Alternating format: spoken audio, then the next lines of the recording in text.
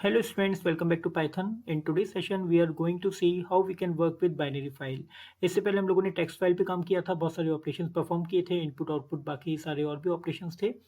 तो जो previous sessions हैं उसमें हम लोगों ने टेक्स्ट फाइल कवर की थी। अब हम लोग स्टार्ट कर रहे हैं बाइनरी फाइल। तो बाइनरी फाइल के जो कॉन्सेप्ट है फाइल हैंडलिंग में पाइथन में, वो अभी न्यूली इंट्रोड्यूस हुआ है सीबीएसई में भी। तो क्लास 12th अपीयरिंग जो स्टूडेंट्स हैं, बोर्ड अपीयरिंग जो स्टूडेंट्स हैं, उनके लिए भी बहुत बेनिफिशियल रहेगा ये। तो चलिए स्टार्ट करते हैं। चलिए सबसे पहले इसमें इसकी रिक्वायरमेंट समझते हैं कि बाइनरी फाइल की हमें यूज़ क्या है। तो इसके लिए एक छोटा सा पहले प्रोग्राम बनाते हैं। यहाँ पे आप कोई भी जो भी डेटा आपको स्टोर करना है वो आप यहाँ पर लिख लेते हैं और उसके बाद हम लोग फाइल को ओपन करते हैं। This file is the file handler और you can say file object. तो ओपन फंक्शन से हमने इसको ओपन किया, एक टेक्स्ट फाइल नाम दे दिया .txt और इसको मैंने राइट मोड में ओपन कर दिया। अब होता क्या है कि जो भी डेटा हमें राइट करना होता है वो हम लोग राइट फंक्शन से हम लोग राइट करते हैं। तो मैंने यहाँ पर लिख दिया सिंपल टेक्स्ट और इसके बाद मैंने अपना फाइल ऑपरेशन क्लोज कर दिया। तो यहाँ पे आपका जो डेटा है वो राइट हो गया। रीड करने के लिए आप लोग सेम ओपन फंक्शन यूज करेंगे बट विद रीड मोड। और इसके बाद फिर आप यहाँ पर लिख सकते हैं what ever the content you have stored in file you can read it from file using read function. तो आपने यहाँ पर रीड फंक्शन यूज़ किया और ये आपके कंटेंट नाम की एक स्ट्रिंग क्रिएट करेगा और उसमें आपका जो पूरा कंटेंट होगा वो आपको रिटर्न कर देगा। तो चलिए इसको स्टोर करते हैं और देखते हैं इसका आउटपुट क्या आ रहा है। तो अभी मैंने इसको स्टोर किया हुआ है binary.1 के नाम binary1 के नाम से। और चलिए इसको एग्जीक्यूट करके देखते हैं। तो ये देखिए इसने आउटपुट जो है वो प्रिंट कर दिया है। कोई प्रॉब्लम नहीं है, इसने मुझे आउटपुट प्रिंट करके दे दिया। चलिए अब मैं इसमें यहाँ पर कुछ और लिख देता हूँ, कुछ नंबर्स लिख देता हूँ और अब मैं इसको रन करके देखता हूँ। तो इसने नंबर भी प्रिंट कर दिए। अब यहाँ पे कुछ और ऑपरेशन करते हैं बट उससे पहले हम एक काम करते हैं, इस फाइल को पहले देख लेते हैं ये फाइल कहाँ पर स्टोर है और ये फाइल क्या इंटरनली स्टोर कर रही है। तो इसे क्लोज कर देते हैं और फाइल को ओपन करके देखते हैं। ये फाइल देखिए, ये फाइल है और ये फाइल आपको ये शो कर रही है जो अभी आपने डेटा स्टोर किया था। तो अभी क्या करना है, अभी मैं यहाँ पर कुछ और कंटेंट इसमें ऐड करने वाला हूँ। जैसे मैंने यहाँ पर कुछ स्पेशल कैरेक्टर्स जैसे मैंने ये लिख दिया। तो अब देखिए ये किसी दूसरी लैंग्वेज का कैरेक्टर है, ये नॉर्मल इंग्लिश या हिंदी लैंग्वेज में नहीं है। तो इसे इंटरप्रेट करने के लिए अगर इंटरप्रेट कराना चाहूँगा तो अगर मैं इसको एग्जीक्यूट करता हूँ तो ये मुझे एरर दे रहा है। क्या रीज़न है कि ये मुझे एरर दे रहा है? तो चलिए समझते हैं कि क्यों एरर दे रहा है। तो देखिए अभी तक आप लोगों ने जो भी नॉर्मली टेक्स्ट फाइल में जो काम किया था उसमें जितने भी आप लोग कैरेक्टर्स स्टोर करते हैं वो यूजुअली फॉलो जो आपके वैरी करते हैं वो 0 से लेकर 127 तक आपके जो एसक्यूएल कोड्स कैरेक्टर्स होते हैं, जो पॉइंट्स होते हैं वो आपके काम करते हैं। उससे ऊपर अगर आप जाएंगे तो वो इसे हैंडल नहीं कर पाएगा। तो टेक्स्ट फाइल में you can store only SQL characters जो कि आपके 7 बिट का कोड होता है, जो आपको 128 पॉइंट्स देता है, यानी कि कैरेक्टर कोड देता है जिसमें जो आप लोग यूज़ कर सकते हैं डेटा स्टोर करने के लिए। तो सबसे पहले देखते हैं कि ये जो कैरेक्टर है इसका एसक्यूएल कोड है क्या। इसका एक्चुअली एसक्यूएल कोड नहीं है, इसका इसे बोलेंगे इसकी वैल्यू क्या है, इसका न्यूमेरिक वैल्यू क्या होगी, इसका कोड पॉइंट क्या है, जरा वो चेक करते हैं। तो मैंने यहाँ पर लिखा प्रिंट और हमारे पास एक फंक्शन होता है ऑर्डिनल नंबर निकालने के लिए और मैंने यहाँ पर इसको पेस्ट कर दिया। तो चलिए सबसे पहले ये देखते हैं कि इसका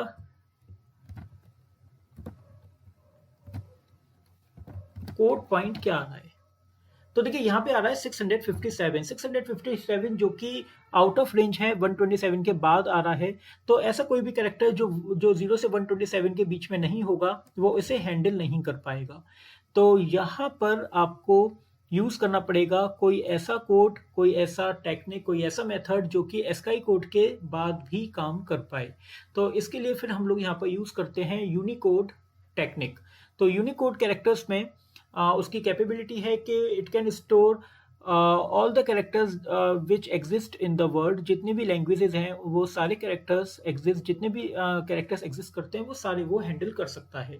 तो इसके लिए फिर मुझे यहाँ पर इसको दूसरे कोड फॉर्मेट में मुझे इसे ट्रांसफर करना पड़ेगा। तो स्पेशल कैरेक्टर्स वो सारे कैरेक्टर्स जो कि 128 कोड के बाद आपको मिलने वाले हैं उनको आप यूटीएफ में आपको उन्हें कन्वर्ट करना पड़ेगा।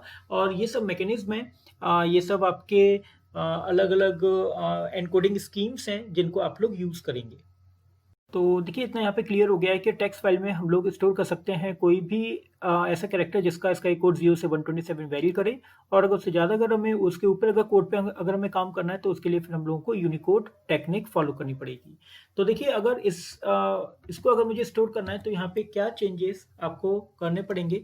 तो मैंने यहाँ पर लिखा एनकोडेड मुझे बनाना है कुछ, तो मैंने यहाँ पर लिखा टेक्स्ट डॉट एनकोड, और यहाँ पे आप अपने एनकोडिंग स्कीम का आप यहाँ पर नाम दे सकते हैं। मैंने यहाँ पर दे दिया UTF-8।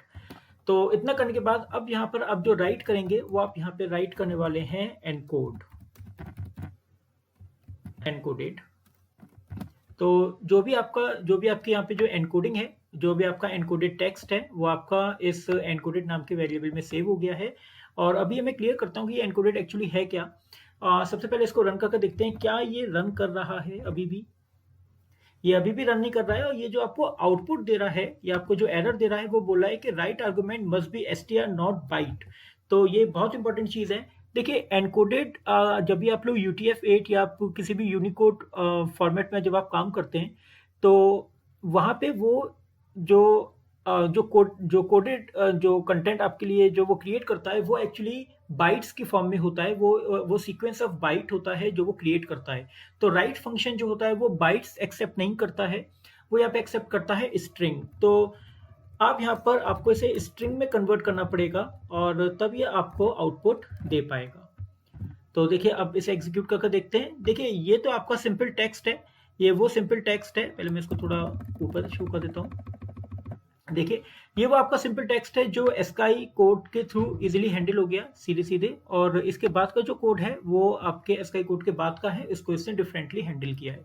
तो आपको जो आउटपुट होगा वो इस तरह से कोडेड फॉर्म में अवेलेबल होगा। तो यहाँ पर ये जो एनकोडेड जो कंटेंट है ये आपका सीक्वेंस ऑफ बाइट में आपको अवेलेबल होगा। तो आगे बढ़ने से पहले UTF-8 में और ज़्यादा काम करने से पहले समझते हैं कि UTF-8 एक्चुअली क्या है। समझते हैं। यहाँ पे हम लोग दो एनकोडिंग पढ़ने वाले हैं। एक हमारा स्काई जो हम लोग अभी तक यूज़ करते आए हैं to store any character in text file, और उसके बाद अगर हमें टेक्स्ट से नॉर्मल जो हमारे जो स्काई कोड से अगर उसके बाद अगर हमें कुछ स्टोर करना है तो उसके लिए हम लोग फिर यूनिकोड जो एनकोडिंग स्कीम है वो हम लोग यूज़ करेंगे। तो कॉन्सेप्ट ये है कि जिस कोड से हम इसको एनकोड करेंगे उसी कोड से हमें इसको डिकोड भी करना होता है। वो सेम एनकोडिंग स्कीम हमें यूज़ करनी होती है डिकोडिंग में भी। तो स्काई के लिए हमें जैसे पता है कि ये एक आपके पास जो गिवन टेबल है उसमें आपको 128 कैरेक्टर्स आपको विजिबल हो रहे हैं। इसमें आपके कैपिटल अल्फ़ाबेट, स्मॉल अल्फ़ाबेट, कुछ स्पेशल कैरेक्टर्स हैं जो कि हम लोग यहाँ पर यूज़ कर सकते हैं to store data in a text file. तो अब आगे चलते हैं और देखते हैं कि यूनिकोड टेक्निक हमें क्या क्या दे रहा है। देखिए यूनिकोड टेक्निक में जो वाइड रेंज ऑफ कैरेक्टर्स ये कवर कर रहा है, जो कि अराउंड 128,000 कैरेक्टर्स ये कवर करता है। उसमें लगभग 135 मॉडर्न और हिस्टोरिकल जो स्क्रिप्ट्स हैं वो कवर हो जाती हैं अलोंग विद मल्टीपल सिंबल्स। तो यूनिकोड की जो रेंज है वो बहुत वाइड है, और इसको हम लोग वहाँ यूज़ करते हैं जहाँ पे हम लोगों को कैरेक्टर्स को एनकोड करने की ज़रूरत पड़ती है जो आपके नॉर्मल टेक्स्ट कैरेक्टर्स नहीं होते हैं। तो इसके बाद देखिए यहाँ पर यूनिकोड में जो है वो हमारे पास डिफरेंट एनकोडिंग स्कीम्स हैं। जैसे UTF-8 यूज़ कर सकते हैं। UTF-8 में भी हम लोग 6 ऑक्टेट तक जा सकते हैं। ऑक्टेट अभी नीचे समझेंगे। उसके बाद फिर हम UTF-16 पे भी काम कर सकते हैं और UTF-32 पे भी काम कर सकते हैं। इसमें से UTF-8 और UTF जो 16 है वो हमारे वेरिएबल रेंज पे काम करता है, और UTF-32 जो है वो हमारे फिक्स रेंज पर काम करता है। देखिए वेरिएबल रेंज का मतलब यहाँ पर ये होता है कि मिनिमम जो होगा वो UTF-8 8 बिट्स लेगा आपके डेटा को स्टोर करने के लिए, और अगर उससे ज़्यादा उसकी रिक्वायरमेंट होगी तो वो उसको यूज़ करेगा। तो जहाँ पर 1 बाइट की रिक्वायरमेंट होगी वो 1 बाइट यूज़ करेगा, जहाँ पे 1 बाइट से ज़्यादा की रिक्वायरमेंट होगी वो उसको 1 बाइट से ज़्यादा यूज़ कर पाएगा। तो इसी बेस पर आप UTF-8 को आप यहाँ पर 6 ऑक्टेट्स में आप यूज़ कर सकते हैं। ऑक्टेट 1 जहाँ पर आप UTF-8 में 6 बिट पर काम कर सकते हैं। ऑक्टेट 2 UTF-8 में 16 बिट पर आपको दिख रहा होगा स्क्रीन की बॉटम साइड पे, और फिर ऑक्टेट 3 में 24 बिट ऑक्टेट 4 में 32 बिट, ऑक्टेट 5 में 40 बिट्स और ऑक्टेट 6 में 48 बिट्स तक आप UTF-8 में काम कर सकते हैं।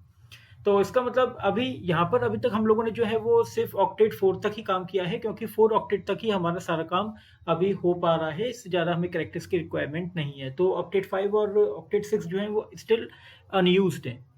तो UTF-8 में क्योंकि हमारी वेरिएबल लेंथ है, तो इसका मतलब है मिनिमम 8 बिट्स यूज़ करेगा। उसके बाद वो फिर कोड पॉइंट पे डिपेंड करता है कि उस कैरेक्टर्स का कोड पॉइंट क्या है, उसके अकॉर्डिंग वो उससे ज़्यादा ऑक्टेट 2, 3 या 4 को यूज़ कर पाएगा। तो अगर आप UTF-8 यूज़ कर रहे हैं तो UTF-8 ऑटोमेटिकली आपका एस्काई के सारे कैरेक्टर्स कवर करेगा ही करेगा। उसके बाद एस्काई के बाद के 127 के बाद के जितने भी कोड पॉइंट्स होंगे वो उनको भी कवर कर पाएगा। तो देखिए लास्ट की जो लाइन है वो इम्पॉर्टेंट है। अगर आपकी कोई भी ऐसी स्ट्रिंग है जिसमें कैरेक्टर्स आपके 128 से ज़्यादा हैं, तो उसे हमें उसे हमें कन्वर्ट करने की ज़रूरत है। तो this is called encode, act on a string to produce a sequence of byte, and decode इस वापस जो है वो आपकी ओरिजिनल स्ट्रिंग को ऑब्टेन करने के लिए होता है, बाइट्स को स्ट्रिंग में वापस कन्वर्ट करने के लिए। तो एनकोडिंग और डिकोडिंग जब भी हम लोग करेंगे वहाँ पे हम लोग सेम स्कीम ही यूज करेंगे। UTF-8 या तो यूज करेंगे या फिर UTF-16 ही यूज करेंगे या फिर UTF-32। तो देखिए ये वो प्रोग्राम था जो अभी हम लोगों ने डिस्कस किया था। इसमें मैं कुछ और डिजिट्स और इंक्रीज कर देता हूँ और साथ में कुछ और स्पेशल कैरेक्टर्स और इंक्रीज कर लेते हैं, और अब देखते हैं कि इसमें काम कैसे होगा। तो चलिए इसको एग्जीक्यूट करके देखते हैं। सबसे पहले UTF-8 एनकोडिंग स्कीम के साथ। तो देखिए ये आपका आउटपुट, अब देखते हैं। देखिए ये आपका आउटपुट जनरेट किया है उसने, और अब सिर्फ छोटा सा चेंज कर रहे हैं। अब मैं यहाँ पर इसी सेम स्ट्रिंग को मैं UTF-16 से मैं इसको एनकोड कर रहा हूँ। तो देखिए आउटपुट आपका थोड़ा सा लेंदी हो गया है। अभी समझते हैं इसका क्या रीज़न है। और अगर मैं इसी को 32 के अगर उसमें अगर रिप्रेजेंट करूँ तो ये इसका आउटपुट और थोड़ा ज़्यादा लेंदी आपको विजिबल हो रहा है। तो क्या रीज़न है? देखिए रीज़न यहाँ पर यही है कि UTF अगर आप 8 में काम कर रहे हैं तो वो मिनिमम आपका 8 बिट्स लेगा। अगर रिक्वायरमेंट अगर 8 बिट से कंप्लीट हो रही होगी तो 8 बिट लेगा। अगर उसके बाद अगर ज़्यादा की रिक्वायरमेंट होगी तो वो फिर 6 ऑक्टेट तक, वैसे तो अभी 4 ऑक्टेट तक यूज़ हो रहा है, तो 4 ऑक्टेट तक वो वेरी कर सकता है, वो चेंज करेगा। तो अभी हो क्या रहा है कि वो उसी के अकॉर्डिंग आपको आउटपुट दे रहा है। तो 16 के केस में वो मिनिमम 16 लेगा, मिनिमम 16 बिट लेगा हर एक कैरेक्टर को रिप्रेजेंट करने के लिए। उसके बाद उसके ऊपर तो ये भी आपका वेरिएबल लेंथ में ही काम करता है, बट इन केस ऑफ 32 ये आपका फिक्स लेंथ पे काम करता है, इससे ऊपर ये नहीं जाएगा। तो अभी एक काम और करते हैं, हम यहाँ पर इस स्ट्रिंग की लेंथ निकाल कर थोड़ा और चीज़ क्लियर कर सकते हैं कि ये कैसे काम कर रहा है। तो यहाँ पे मैंने टेक्स्ट की लेंथ निकाली जो आपने अभी सेट किया हुआ है इन केस ऑफ UTF-8। तो देखिए यहाँ पे उसने मुझे टेक्स्ट की लेंथ लेंथ प्रिंट करनी है, तो मैंने यहाँ पर लेंथ ले ली, और लेंथ जब मैंने यहाँ पर इसकी प्रिंट की तो ये मुझे लेंथ शो कर रहा है 26। तो अगर हम यहाँ पे टोटल कैरेक्टर्स अगर काउंट करें तो ये टोटल नंबर आपके कैरेक्टर्स जो है वो 26 कैरेक्टर्स हैं। बट जब आपने उसको एनकोड कर दिया है तो एनकोड करने के बाद UTF-8 के अकॉर्डिंग वो आपको क्या साइज शो कर रहा है ये एक बार चेक कर लेते हैं। एनकोडेड प्रिंट कर इसकी एक्चुअली लेंथ प्रिंट करके, तो लेंथ मैंने यूज़ किया है बिल्ट इन फंक्शन, और यहाँ पर इसको मैंने प्रिंट किया तो वो शो कर रहा है 30 आपको। तो क्या रीज़न है 30 शो कर रहा है? देखिए जो UTF-8 है वो यहाँ से यहाँ तक तो आपके लेगा, इस स्पेस तक, यहाँ से यहाँ तक आपके लेगा वो 1 byte to represent your ASCII code. और उसके बाद ये यहाँ पर क्योंकि वेरिएबल लेंथ का है तो ये इसके लिए यूज़ करेगा 2 बाइट फॉर ईच कैरेक्टर। तो आपके यहाँ तक तो आपके 22 बाइट्स हो गए, ये आपके 22 कैरेक्टर्स हो गए, और 22 के बाद ये जो 4 कैरेक्टर्स हैं वो सब 2 बाइट लेंगे, और 8 बाइट आपकी ये और ऐड हो जाएंगी। तो 22 + 8 30 बाइट ये आपको शो कर रहा है। तो जो स्पेशल कैरेक्टर्स है वो यहाँ पर 2 बाइट वो यूज़ कर पा रहा है। ये उसकी रिक्वायरमेंट बन रही है 2 बाइट यूज़ करने की, इन कैरेक्टर्स को स्टोर करने की, तो इसलिए वो यहाँ पर आपको शो कर रहा है एनकोडेड। अब यहाँ पर चलते हैं 16 के लिए। 16 के लिए अगर मैं साइज यहाँ पर चेक करूँ तो यहाँ पे आपको 26 और 54 दिख रहा है। तो यहाँ से यहाँ तक तो वो आपके मिनिमम 16 बिट लेगा, यानी कि 2 बाइट लेगा, यानी कि 44 बाइट्स आपको यहाँ पर देने हैं। 44 बाइट्स तो आपके यहाँ तक यूज हो जाएंगे, और 44 बाइट्स के बाद इनके लिए फिर से 2 बाइट आपके यूज होंगे, तो 44 प्लस 8, यहाँ पे आपके हो जाएंगे 44 प्लस 8 52 बाइट्स। तो 52 बाइट्स होने चाहिए, बट ये यहाँ पर शो कर रहा है 54 बाइट्स। चलिए ठीक है, ये 2 बाइट्स कहाँ से आए इसको समझेंगे आगे। इसके बाद हम लोग चलते हैं 32 पर। इन द सेम वे 32 में भी आपको ऐसे कुछ वेरिएशन दिखेगा। तो देखिए 32 के केस में वो आपको 108 शो कर रहा है। तो यहाँ पर अगर यहाँ तक अगर देखें तो वो हर एक कैरेक्टर के लिए 4 बाइट यूज करेगा, यानी 22 मल्टीप्लाई बाई 8, ये आपके हो जाएंगे 22 मल्टीप्लाई बाई 8 88 बाइट्स, और 88 बाइट्स के बाद वो यहाँ पर इन चारों के लिए भी 4 बाइट यूज करेगा, यानी कि 88 प्लस 16 आपके हो जाएंगे। तो टोटल बाइट्स आपके यहाँ पर बनेंगे 104। तो 104 की जगह पर ये फिर से यहाँ पर 4 बाइट आपकी एक्स्ट्रा यूज कर रहा है। ये जो 4 बाइट जो आपको एक्स्ट्रा दिख रही है एनकोडिंग होने के बाद, ये क्या है? तो इसके लिए हमें समझना है कि जो बॉम्ब का जो कॉन्सेप्ट है, यानी कि बाइट और जो मार्क होता है, वो यहाँ पे कैसे काम करता है, क्या होता है। तो उसी की वजह से ये आपको एक्स्ट्रा जो आपको स्पेस दिख रही है वो आपको यहाँ पर आपको दिख रही है यहाँ पर लेंथ में। तो चलिए समझते हैं कि UTF-16 के केस में 2 बाइट एक्स्ट्रा क्यों है टोटल लेंथ काउंट करने पर, एनकोडेड जो पैटर्न है उसका, और 32 के केस में 4 बाइट आपको एक्स्ट्रा क्यों दिख रही है। तो इसके लिए समझते हैं बॉम्ब का कॉन्सेप्ट, जो बाइट ऑर्डर मार्क होता है वो कैसे काम कर रहा है, वो क्या है। तो चलिए पहले वो समझते हैं। तो देखिए यहाँ पर bomb means byte order mark जो है वो एक मैजिक कैरेक्टर इसको बोला जाता है, जो कि आपके स्ट्रिंग की स्टार्टिंग में ही एक हिडन कैरेक्टर है, एक हिडन कोड होता है, एक नंबर होता है जो कि यहाँ पर इंसर्ट हो जाता है। And this BOM is actually use to identify which coding stream we are using और वी आर वर्किंग विद। तो ये जो बॉम्ब होता है वो एस्काई कोड के केस में नहीं काम करता है। ये वहाँ यूज होता है जहाँ पे आप लोग जहाँ पे आपको ज़रूरत पड़ती है 32 बिट या फिर 16 बिट पर एनकोडिंग करने की, जहाँ पे ज़रूरत पड़ती है वहाँ पर ये बॉम्ब जो है वो आपका यूज़ होता है। तो अगर आप एस्काई पे काम कर रहे हैं तो वो तो उसको अभी काम करने की ज़रूरत नहीं पड़ती है, वो डायरेक्ट कन्वर्जन में कोई प्रॉब्लम नहीं करता है। बट अगर कोई स्पेशल जो आपके कैरेक्टर्स होते हैं जो आपके एस्काई कोड के बाद जो काम कर रहे होते हैं, तो वो वहाँ पर UTF जो आपका 16 और जो 32 होता है वो उसके लिए वहाँ पर काम कर रहा होता है। तो बॉम्ब जो है वो भी उतना ही साइज लेता है जितने आपके बाकी के एनकोडिंग जो कैरेक्टर्स होते हैं वो साइज ले रहे होते हैं। तो इसीलिए ये जो हिडन जो मैजिक नंबर है वो आपका 2 बाइट एक्स्ट्रा शो करेगा 16 बिट में अगर आप एनकोडिंग करेंगे, यानी कि UTF-16 में अगर काम करेंगे, और 32 बिट में जब आप काम करेंगे तो ये भी 32 बिट्स यानी कि 4 बाइट आपके हिडन शो करेगा। हिडन मीन्स आपको शो नहीं होगा वो मैजिक नंबर, बट वो इतने 4 बाइट जो है वो कंज्यूम जरूर आपके टोटल लेंथ में शो करेगा। So this was the core concept which is required to know before you start working with binary files. So using this concept, we will start storing our data in binary file from the next session.